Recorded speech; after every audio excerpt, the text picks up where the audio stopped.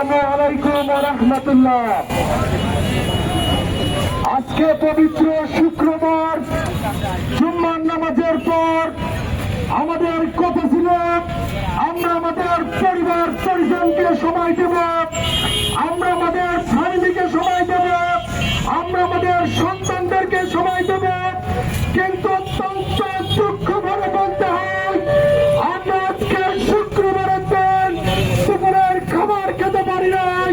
আমরা আজকে রাজপথে নেমে এসেছি। কেন নেমে এসেছি সেটা জাতির কাছে স্পষ্ট।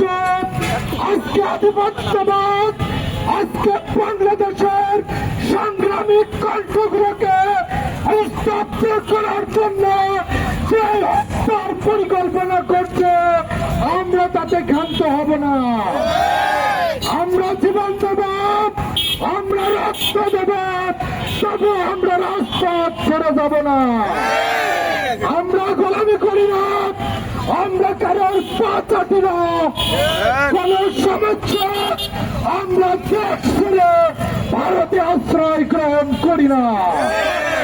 ভারতকে স্পষ্ট বলে দিতে চাই যে আধিপত্য বিস্তারের পরিকল্পনা করেছে আমরা তোমাদের বিরুদ্ধে দীর্ঘমেয়াদী যুদ্ধের পরিকল্পনা করেছি।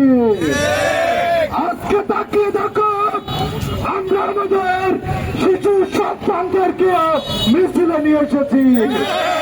তোমরা আমাদেরকে হত্যা করবো, আমাদের সন্তানেরা আন্দোলন চালিয়ে যাবে। আদি বলেছিল আমাকে হত্যা করবো, আমার ভাইকে হত্যা করবো, আমার সন্তানরা তার যুদ্ধ চালিয়ে যাবে। আধিপত্যের বিরুদ্ধে আজাদির কণ্ঠকে তোমরা রুখে দিতে পারবে না। আমাদের জানাজান